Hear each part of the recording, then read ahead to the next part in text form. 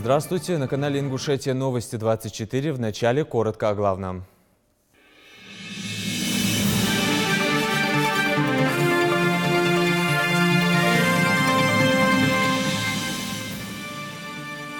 Память о героях будет жить вечно. В Ингушетии продолжаются памятные мероприятия, посвященные 75-летию победы в Сталинградской битве.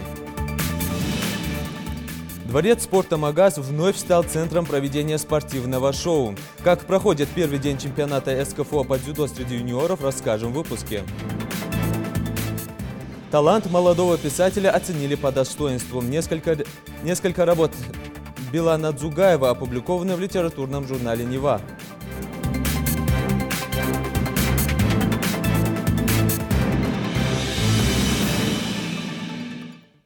Накануне вся страна отметила одну из самых значимых дат в истории – 75-летие победы советских войск в Сталинградской битве. Как и по всей стране, второй день в республике проходят памятные мероприятия. В Назрани у Дома культуры сегодня на митинге, концерте собрались политические и общественные деятели, представители старшего поколения и молодежь. Все они отдают дань уважения тем, кто погиб в Сталинградской битве. На памятном мероприятии побывал и наш корреспондент Залимхан Калоев.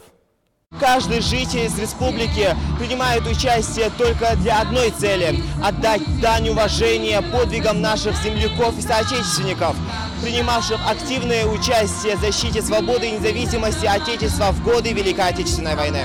Ингушей защитников Сталинграда было более 200 человек. 75 лет назад многонациональный советский народ доказал, что он непобедим. Нанеся сокрушительный удар по фашистской Германии, Сталинград удалось отстоять. И все это благодаря мужеству, храбрости и жизнестойкости наших соотечественников. Мы гордимся тем, что ингуши принимали участие в этом историческом сражении.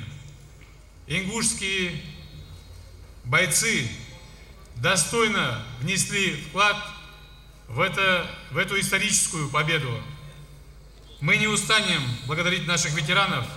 Мы все перед вами в неоплатном долгу. Очень сильные войска, которые вступили в бой с нашим сознанием, с нашими людьми, с нашей культурой. И они действительно были сильны. Но сила их была замешана на ненависти. Наша же сила была замешана на великой любви. Сталинград явился крупнейшим поражением немецко-фашистской армии. Под Сталинградом советские войска разгромили 5 армий, 2 немецкие, 2 румынские и 1 итальянскую армию. Немецко-фашистские войска потеряли убитыми, ранеными, плененными более 800 тысяч человек. По продолжительности и ожесточенности боев, а также по количеству участвовавших людей и техники, Сталинградская битва превзошла на тот момент все сражения в мировой истории. Активно принимает участие в таких мероприятиях молодежь, что очень важно для развития патриотического воспитания в республике, отмечает Мадина Богатырева. Вели спор о том, кто будет выступать. Эти 4 человека отобрать из этих 30 было очень сложно, потому что каждый хотел выступить.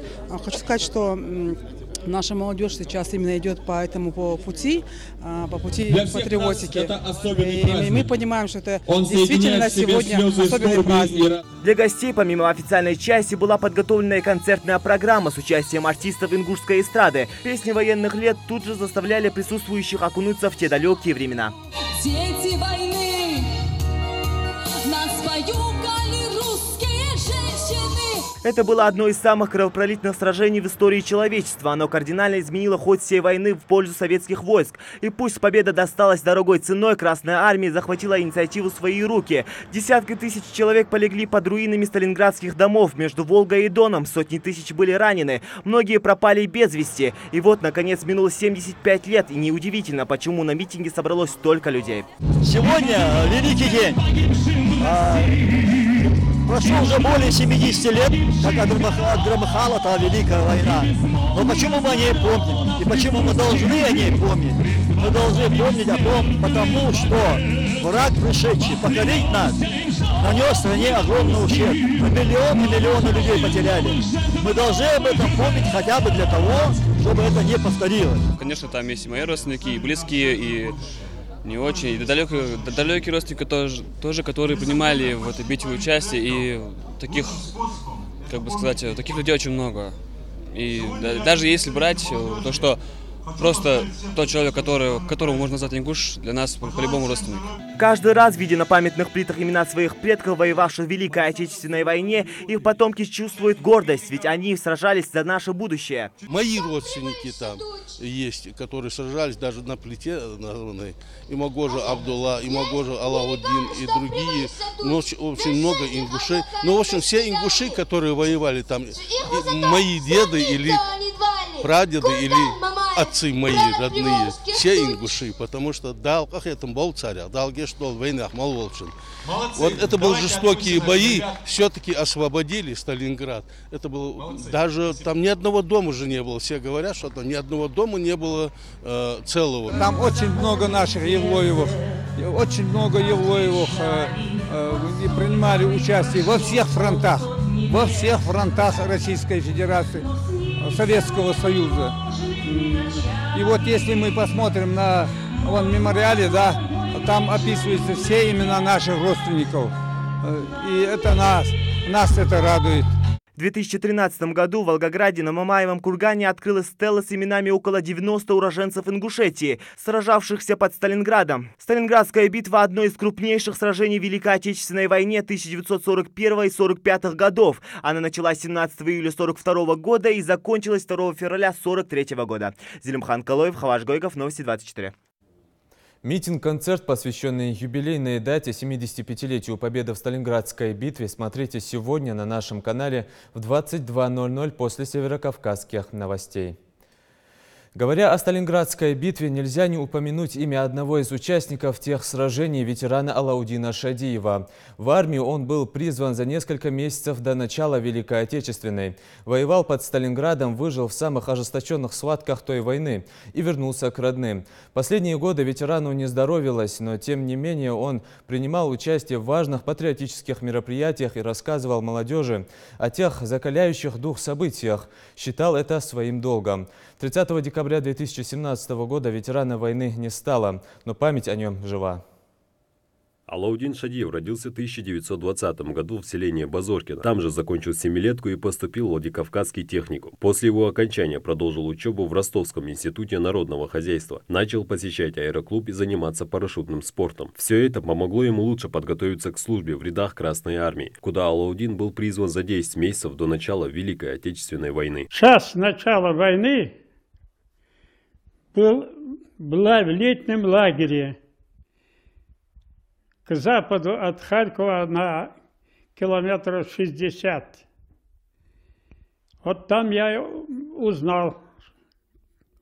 Война. Несмотря на весьма преклонный возраст, Алаудин Шадиев сохранял удивительную ясность мысли и крепкую память, из глубин которой он черпал такие детали и подробности своей большой жизни, придумать которые невозможно. И эти воспоминания вызывали боль и гордость. Боль за перенесенные страдания, гордость за достойное преодоление этих страданий. С гордостью ветеран рассказывал о своих боевых товарищах, которые не щадили собственной жизни ради спасения Родины. Ни дня, ночи не было спокойно.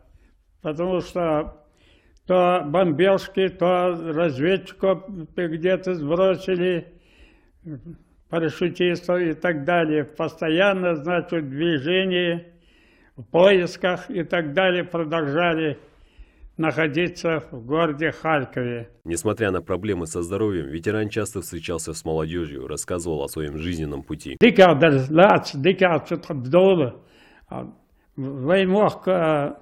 Dik mocht we des Khalil Beber ook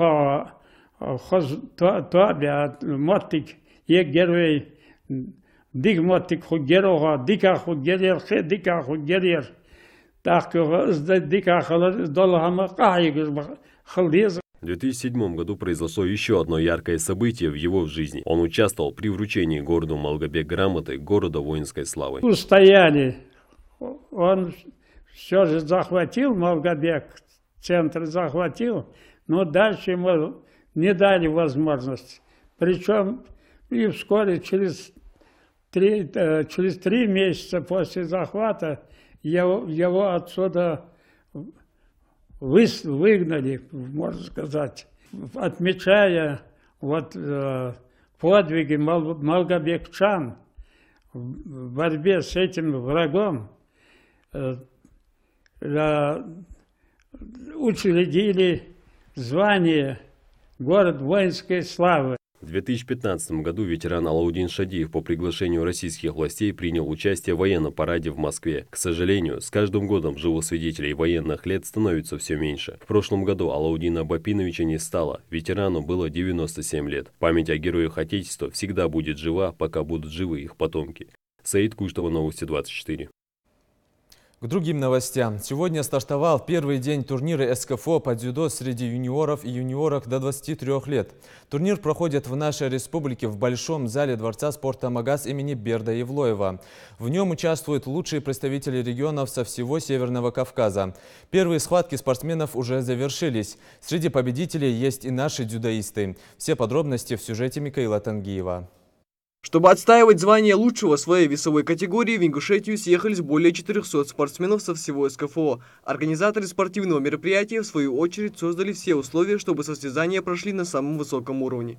Зал подготовлен, все условия созданы для спортсменов. Разминочная зона, раздевалки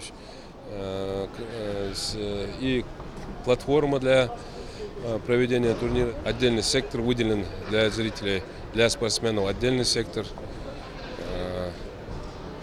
И пункты питания, места для молитвы, короче, все удобства есть. На первенстве по дзюдо заявлено 7 различных весовых категорий. Этот турнир является отборочным этапом на первенство страны по дзюдо, которое пройдет в марте этого года в Смоленске. Туда поедут 6 лучших дзюдоистов от каждой весовой категории. В качестве судейской коллегии приглашены лучшие судьи международного класса. Их задача, чтобы поединки борцов проходили строго по всем правилам дзюдо. Все судьи, которые обслуживают чемпионат России, они здесь от нашего округа, они здесь будут принять работу и достойны определить победителя, скажем так, ну, состав качественных судей. Вы что ждете в сегодняшнем мероприятии? Ну, я это первенство, честно говоря, это первенство жду, чтобы наши спортсмены завоевали путевки на этом. Ну, а самое главное, моя задача, как судьи международного, естественно, как скажем, хозяин этого турнира, будем всегда так вот, мы хозяева турнира, мы должны показать здесь свое гостеприимство, естественно, и определить сильнейших. Все готово к началу турнира. Схватки одновременно проходят на 3 татами. Дзюдоисты поочередно выходят парами, и в одном из первых поединков встретились наш спортсмен из Ингушетии Ислам Ташхоев и дзюдоист из Чеченской Республики. Оба выступают в весовой категории 66 килограмм. В начале схватки борец из Чечни заработал 1 очко, но спустя время Ислам быстро реабилитировался и зрелищным броском вырвал победу из рук соперника.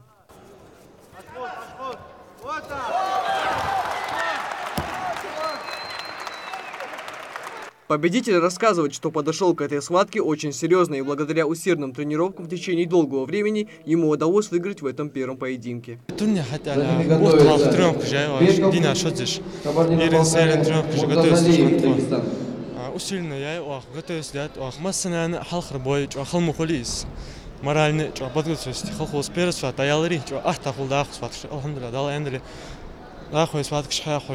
Следующими на татами выходят дзюдоисты из Кабардино-Балкарии и Карачаево-Черкесии. Оба спортсмена внимательно изучают друг друга, и никто не хочет уступать оппоненту. В ходе долгой и напряженной встречи участник первенства из Карачаево-Черкесии все-таки смог одолеть соперника и таким образом продвинулся в турнирной таблице. Победил Каблахов Мурат, Карачаево-Черкесия. Готовился я целый год, и, конечно, не просто, мне было, вы сами видели, соперник хороший был из Кабардино-Балкарии. И так получилось, что мне сегодня больше повезло. В зале также присутствует множество зрителей, которые пришли поболеть за своих фаворитов на этом турнире.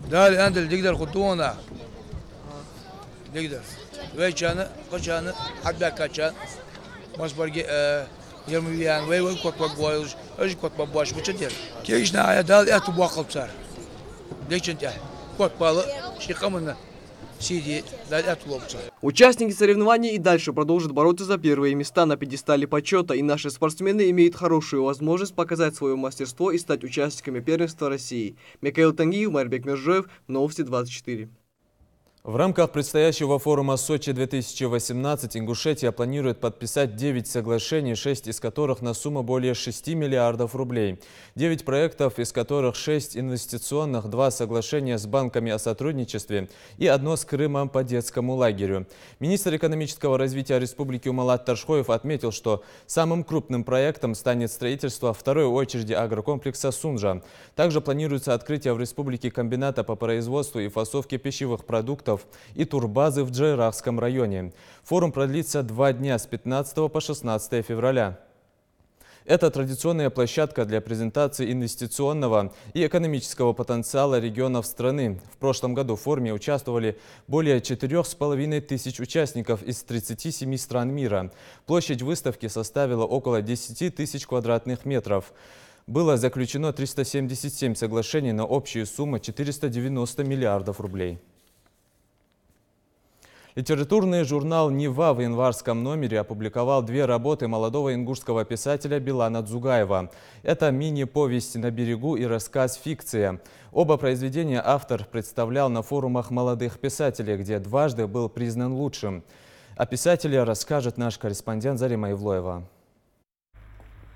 Теплое зимнее февральское утро. Адвокат из Сунжи спешит на работу, чтобы снова углубиться в бесконечные законы и кодексы. Но в этом офисе не всегда так скучно. А все дело в том, что в перерывах между консультацией клиентов и судебными разбирательствами наш герой пишет прозу.